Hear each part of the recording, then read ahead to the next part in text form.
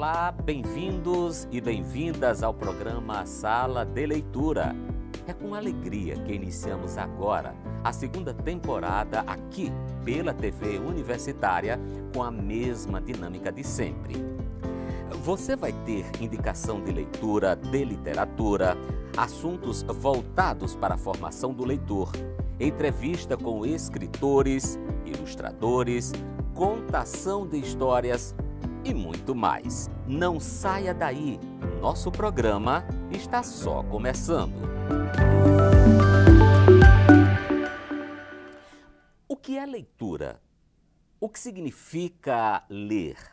Ler, do latim legere, significa colher, apanhar e recolher. Portanto, é como se colhesse ali um sentido ou atribuísse um sentido ao texto. Falar sobre leitura e não citar Paulo Freire seria ignorar a contribuição que ele ofereceu ao imenso campo que se formou a partir de suas considerações tornadas célebres, quando disse: a leitura do mundo precede sempre a leitura da palavra. E a leitura desta palavra implica continuidade da leitura daquele mundo. Maria Helena Martins, no livro O que é Leitura, é partidária da concepção freiriana e afirma que é preciso considerar a leitura como um processo de compreensão de expressões formais e simbólicas, não importando por meio de que linguagem. Assim, o ato de ler se refere tanto a algo escrito quanto a outros tipos de expressão do fazer humano, caracterizando-se também como acontecimento histórico e estabelecendo uma relação igualmente histórica entre o leitor e o que é lido. Então, ler é atribuir sentidos, dar um significado ao texto e, por fim, é compreender. Nosso programa foi às ruas para saber das pessoas o que elas entendem por leitura. Veja. É a maneira de tornar o ser humano muito mais do que uma caixa vazia. Porque é a maneira de você pensar e refletir como se tornar alguém, se tornar uma pessoa, ter consciência de quem você é, consciência de quem você pode se tornar e o que significa existir nesse mundo. Para mim, no caso, a leitura ela se encaixa para entender, no caso, sobre o que é o mundo e o que está acontecendo nele. Mas também como uma forma de diversão, porque você, através por exemplo, da leitura de um mangá, você pode imaginar como se você estivesse vivendo aquela história. Bom, ela enriquece o ser e faz muito bem para o cérebro, aumenta seu vocabulário. Tem vários outros benefícios. Deixa mais inteligente, né? Pois é, cada um tem uma forma de enxergar a leitura. E o melhor, a importância que o ato de ler tem em suas vidas. Realizada em agosto a 11ª Feira de Livros e Quadrinhos de Natal, a FLIC, a repórter Ogla Giovana foi conferir de perto a feira. Confira na reportagem. Crianças, adultos e idosos, não importa a geração. Na verdade, o que importa é gostar de literatura, quadrinhos e cultura. São mais de 100 horas de programação no maior evento literário do Rio Grande do Norte e um dos principais do Nordeste. Muitos escritores potiguares marcam presença na FLIC, como é o caso de Cassiano Vidal. Para ele, a FLIC é um grande evento para a literatura potiguar. Para mim, para todo escritor, representa muito, porque é um instante que a gente tem de contato com as pessoas que compram livros, que gostam de ler, mas principalmente na feira, a gente sabe que as pessoas que vêm aqui estão interessadas em livros.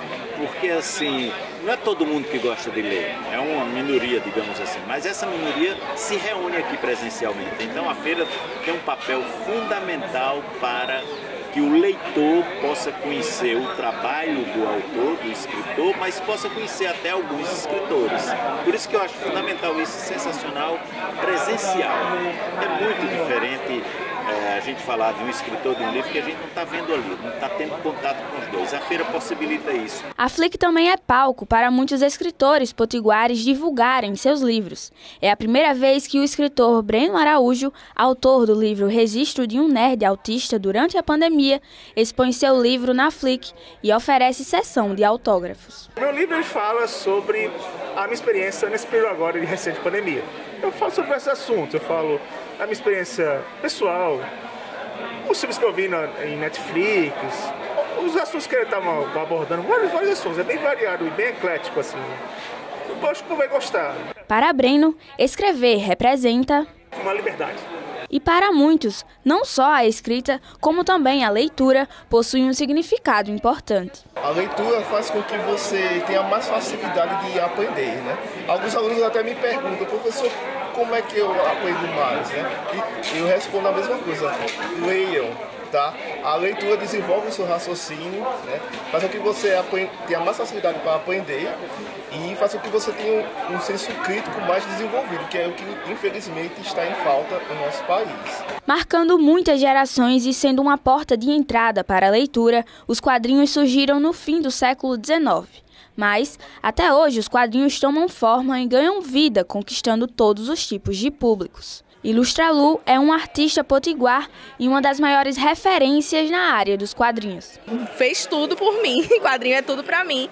Inclusive, eu acho que é uma das maiores artes assim que cativam e que encantam tanto quanto o cinema, tanto quanto qualquer outro tipo de arte. Eu acho que o quadrinho é o mais, assim, de todos. Maravilhoso. Eu não conhecia ainda, eu fiquei conhecendo esse ano. E estou trazendo ela para conhecer também. Em sua 11ª edição, a Flic é um dos principais eventos de quadrinhos do Nordeste, tendo como principal objetivo o incentivo à leitura de quadrinhos e à produção literária.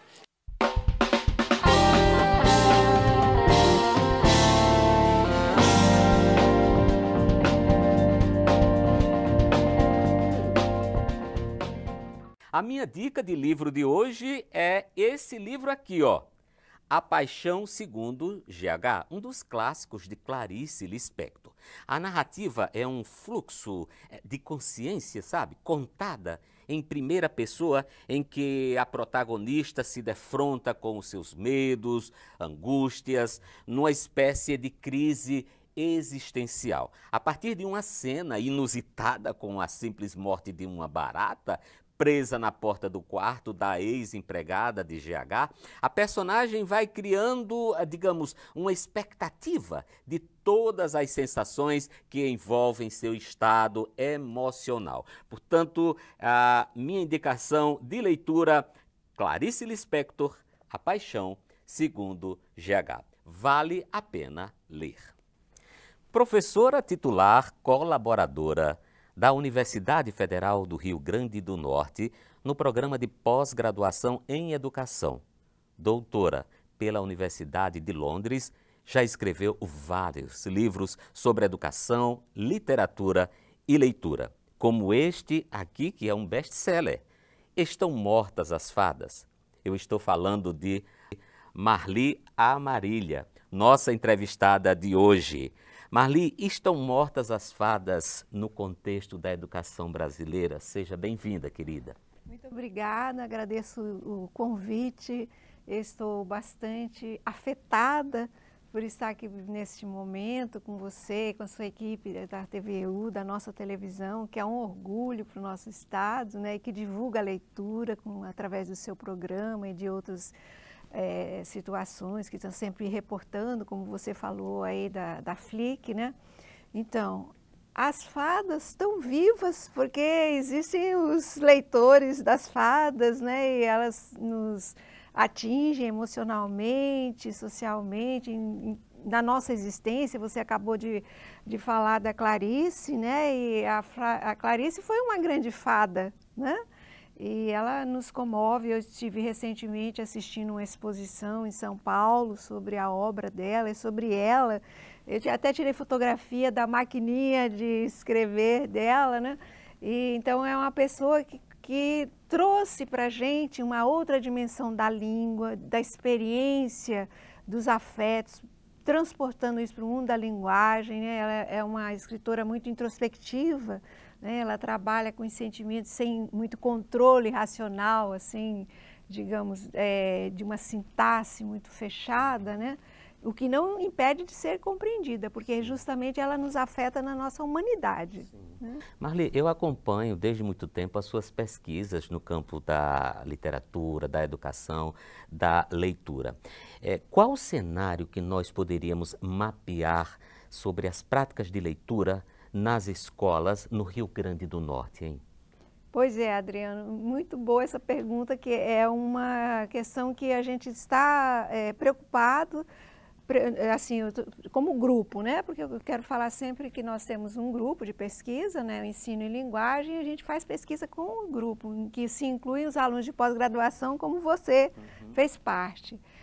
Eu fico, assim, um pouco angustiada quando eu vejo que existem alguns núcleos muito ativos, né? Pessoas que trabalham mesmo, que promovem, escolas que se envolvem, né? E outras que a gente não consegue ver essa mobilização. Eu penso que a gente ainda não conseguiu uma rede, né? Uma unidade que seja mobilizada por meio de uma rede. A gente tem instâncias especiais, projetos especiais de escolas que atuam, que fazem festival de leitura, eu não quero citar, né? Você conhece. Fazem festival de leitura, convidam escritores. Nós temos escritores que visitam as escolas, você é um deles, que eu acompanho, eu vejo que você, lá nas redes sociais, hoje esteve em tal escola, a escola leu a sua obra, discutiu, isso é muito bonito, muito importante. Quando eu cheguei no Rio Grande do Norte não existia isso, né? Então, hoje eu fico feliz que existem esses movimentos, mas eu penso que a gente ainda não tem uma rede, precisávamos nos articular mais. Pois é, aí é nessa direção, Marli, que eu ia lhe perguntar, não é? Bom, no campo das políticas de leitura, a gente sabe que é preciso cada vez mais que a gente enxergue muito mais um horizonte mais alargado. Além disso, o que é que você acha que está faltando entre os colegas professores e professoras? O que é que você acha, Marli? O ponto crucial, Adriana, é a formação. Nós temos uma batalha, eu digo que é uma batalha, dentro do programa de pós-graduação e do curso de pedagogia, que é a inserção da literatura na formação do pedagogo. Por quê?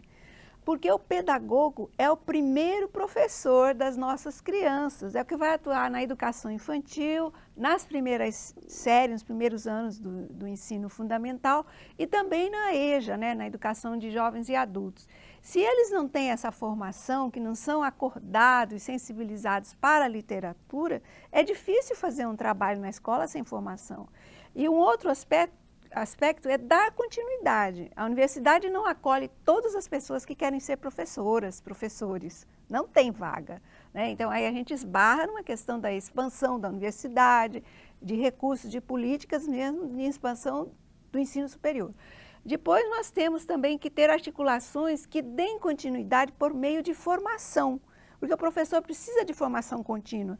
E eu estou falando, quando eu digo de formação contínua, eu digo assim, de encontrar com um colega e ler um livro junto, para alimentar a sua perspectiva de leitor.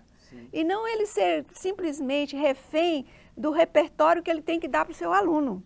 Ele tem que ter formação pessoal como leitor para ele poder desenvolver uma paixão, né? Porque paixão se desenvolve, né? Você pode nunca ter lido um livro, um dia você lê e, nossa, eu descobri alguma coisa aqui, quer ler outro, né? Então, isso precisa ser alimentado. Então, a formação, tanto inicial como continuada, precisa ser articulada. E que eu vejo que muitos professores gostariam de estar numa instância de formação continuada, eles não têm oportunidade. Marli, desde os anos de 1990, eu participo do Programa Nacional de Incentivo à Leitura, o ProLer. E desde aquela altura, a gente, promove formação de professor. E quando o tempo vai passando, Marli, a sensação que eu tenho é que é um eterno recomeço, sabe? A gente volta às escolas, a gente está em contato com os colegas. Eu sei que há especificidades, pessoal, especificidades de vida, histórias de vida de cada um, de cada uma. Mas, Marli, eu queria saber de você, por que ainda nós temos esse cenário, hein, Marli? É uma especulação, né, Adriano? Porque a gente teria que ir atrás. Eu também sinto isso, eu sinto muita angústia na própria universidade. A gente cativa os jovens, eles saem muito motivados e parece que quando chegam na escola aquela motivação vai definhando, né? Eu tenho algumas hipóteses. Primeiro, que é uma hipótese muito antiga, que essa não é hipótese, essa é um resultado de uma pesquisa. O professor é um solitário. Né? Então, existe um ativismo na escola, se cobra muito do professor, tem que cumprir uma carga horária, tem que fazer muita tarefa. Ele é mal remunerado, a gente cai de novo nessa questão, mas ela é crucial porque se trata da sobrevivência, da vida das pessoas, das famílias. Então, as pessoas vão se desgastando no cotidiano. E não sobra tempo para o cultivo do nosso espírito, da nossa alma, da leitura, do contato com o pensamento abstrato, um pensamento mais elaborado, mais complexo. Né? A gente fica refém das condições de vida. Então, essa é a sua angústia de que a gente está sempre recomeçando, porque também nós empobrecemos, né, Adriano? Quando o ProLê chegou, você lembra que houve uma efervescência, houve desenvolvimento, muitos projetos aconteceram, né? E aí ficaram aquelas singularidades, né? Onde caiu no terreno fértil, que houve possibilidade de continuar, alguns continuaram. E o conjunto da obra foi desfalecendo, infelizmente. E nós que estamos, né, preocupados com isso, eu acho que a gente não deve esmorecer. Isso sem contar, Marli, logicamente, a tripla jornada que essa professora que é mãe, que é esposa, e o professor que também é pai e que, enfim, é esposo, tem suas atribuições domésticas, tem outros papéis na sociedade. Então, seguramente, é como você diz, quando chega em casa, já estão esgotados, sabe? Não tem um tempinho para leitura, falta um espaço para que ele próprio, ela própria, se identifique com esse mecanismo do ato da leitura. Marli, também uma das suas pesquisas, juntamente com toda a sua equipe, diz respeito às práticas de leitura como hábito ou como uma satisfação, um prazer.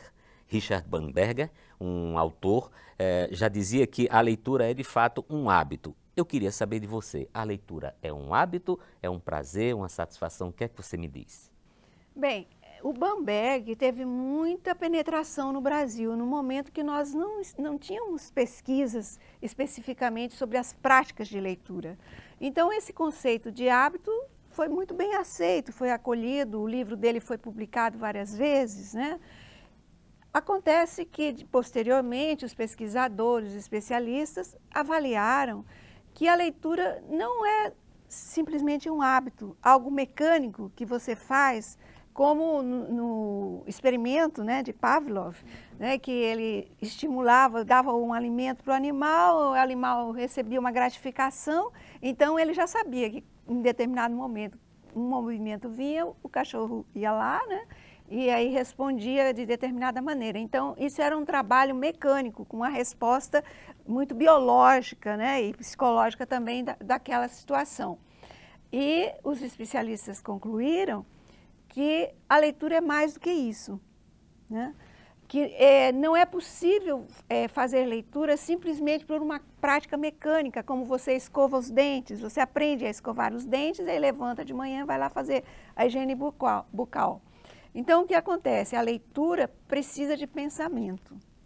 Sim, tem uma etapa, por exemplo, do aprendizado da língua enquanto código, né? Aprender o A, o B, o abecedário, a combinação das sílabas, a formação das palavras. Nós precisamos aprender esse código, que tem interpretações diferentes conforme a língua. Em português você pronuncia o A de uma determinada maneira, no francês tem outras pronúncias, no inglês também, e sucessivamente.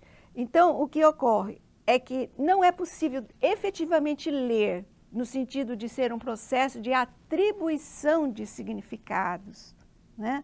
De você expandir o campo né, de semântica, o campo de sentidos que uma palavra, uma frase, um texto promove, provoca no leitor, sem você participar com o seu pensamento, com a sua emoção, não somente com o aspecto mecânico do processamento do código, né? Então, daí é que a gente expandiu. E nesse processo, o afeto, os afetos, né, o prazer, porque é fundamental. Na teoria da estética da recepção, por exemplo, se diz que o primeiro passo, o primeiro processo desencadeado de um texto para um leitor é o afetivo. Se o texto não te toca afetivamente, ele não comunica. Então você abandona, né? Você começa, eu não fui tocado de alguma maneira afetivamente, principalmente no texto literário, né? E aí você... Nessa situação, o problema está no leitor que não conseguiu continuar a leitura ou está no livro, Marli? Excelente pergunta. Ninguém nasce leitor, ele precisa ser mediado, né? Então, eu tive livros que eu abandonei num determinado momento da minha vida. Depois eu falei, não, eu tenho que encarar essa leitura. E aí eu resolvi. Um texto literário pode ser um desafio, qualquer texto, um texto informativo, um texto de jornal, uma peça de teatro, uma tela, né? Vamos falar que a leitura, linguagens, lembrando a Maria Helena Martins, que nos deixou recentemente, querida amiga. Então, a leitura exige um esforço, né? Esforço cognitivo. Então, senão a gente abandona. Não me tocou, pronto. Eu acho que esse é o leitor que está se iniciando, né? Mas para ele avançar, ele precisa da mediação. Ele precisa de alguém que mostre para ele o que está acontecendo ali, né? Eu me lembro, se você me permite, não sei se a gente tem tempo, não faz muitos meses, não. Eu estava num encontro de pós-graduação, numa aula de pós-graduação, e eu havia pedido aos alunos que lessem de Machado de Assis, Pai contra Mãe. É um conto que eu considero marcante, né, na nossa literatura. E aí viemos para a discussão e isso é aquilo, o problema da mãe. Eu achei a discussão tangenciando e não trazendo o potencial que o texto tinha. Aí eu falei, gente, vamos fazer uma experiência de realidade aumentada. Porque quando a gente se relaciona com o texto literário, na verdade nós acionamos a melhor máquina que nós temos de leitura, que é a imaginação, né? Então o texto te toca e você põe lá para funcionar a sua imaginação. E aí eu falei, vamos imaginar, né, o que o Machado está fazendo aqui. No primeiro parágrafo, ele está descrevendo alguns instrumentos de tortura aos escravos, né? Esse é o primeiro parágrafo do conto do Machado. Então eu falo, gente, vocês já pensaram que isso é uma loja de utensílios para a tortura? Vamos nos colocar diante dessa loja, pessoas que estão escolhendo esses objetos para comprar. A gente só lembra e só lê nos livros didáticos que o Brasil viveu um período de tráfico de escravos, né? E que alguns eram muito maltratados, e a expansão da nossa agricultura se deveu ao trabalho escravo e tal, e você passa por cima. E o Machado, eu aprendi com 19 anos, eu li esse conto, e eu falei, gente, não era só na fazenda que tinha escravo, existia toda uma sociedade estruturada no trabalho escravo. Eles precisavam de ter um comerciante que vendesse instrumentos de tortura, né? Quando é que a gente lê isso? Quando é que a gente aprende isso? Aí quando eu comecei a falar, vamos olhar, olha o que vendia, máscaras, porque alguns eram muito falantes, alguns escravos gostavam de beber, então tinham máscaras que cobriam a boca, né? Instrumentos para colocar no pescoço, para amarrar, para prender nos pés. Gente, alguém pensava nesses instrumentos. Então tinha quem desenhava, quem fabricava o instrumento e tinha quem vendia. E tinha um comércio disso. Então, vocês acham que eram apenas donos de fazenda que não queriam que acabasse a escravidão? Né? E sendo que o personagem principal da história, ele tinha como profissão caçar escravos fugitivos. Né? Então, vamos ler com a lente de imersão no mundo que o Machado nos traz. Eu até hoje me arrepio, né, de lembrar disso. O que foi para mim uma revelação de uma sociedade baseada na escravidão. É muito pouco que os livros didáticos dizem, né? Então, mas para fazer a leitura do Machado, que eu estou aqui, né, fazendo rapidamente algumas insinuações, essa minha aluna de pós-graduação precisou ser mediada. E ela não era uma iniciante, era uma aluna de pós-graduação. Né?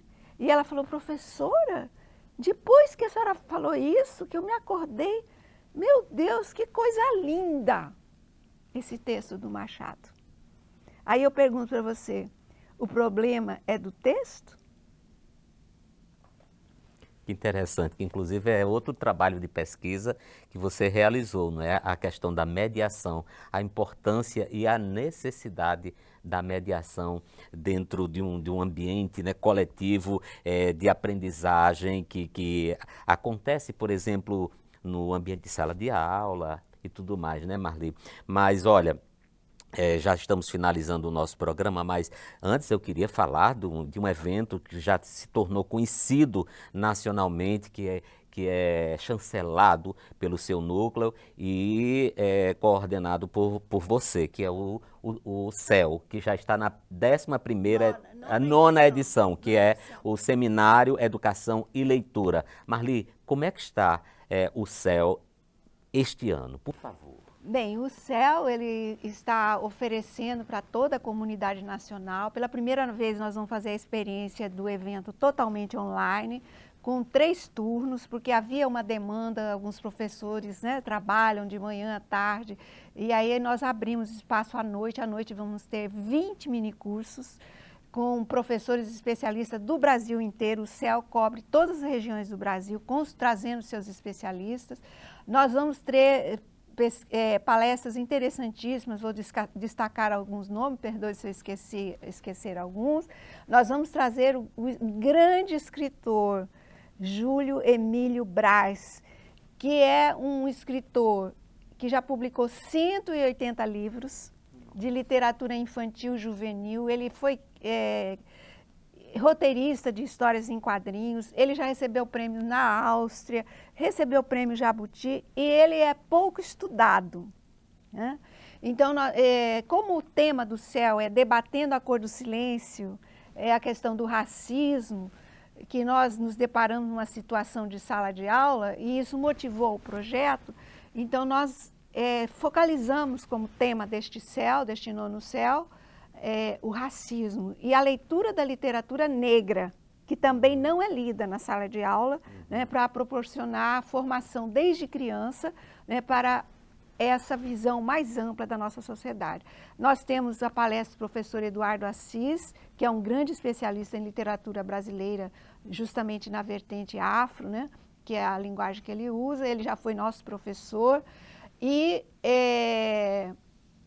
nós temos o escritor congolês, que é professor na USP, Munanga. Professor Munanga, ele vem desenvolvendo um trabalho muito importante. Ele é sociólogo de formação, mas ele tem vários livros publicados e uma postura muito ativa como intelectual e como também militante da causa do negro, né? Então ele vai estar encerrando o CEL e nós convidamos a todos os seus espectadores, né, que participem. As inscrições estão abertas para apresentação de trabalhos até o dia 16 de outubro e para inscrição como ouvinte até o dia 9 de novembro. O evento acontece de 16 a 18 de novembro. Ótimo. Então, olha, vocês estão acompanhando aí, né, no rodapé, todas as informações estão presentes nesse link, tá? tá? Então vamos prestigiar este evento que é extraordinário, eu já participei e sei como é que é. Marli, então qualquer pessoa pode participar ou tem um público-alvo específico? Não. Qualquer pessoa que estiver interessada em leitura, em conhecer o escritor Júlio Braz, em conhecer mais a discussão que está sendo feita na área da literatura negra infantil, afro.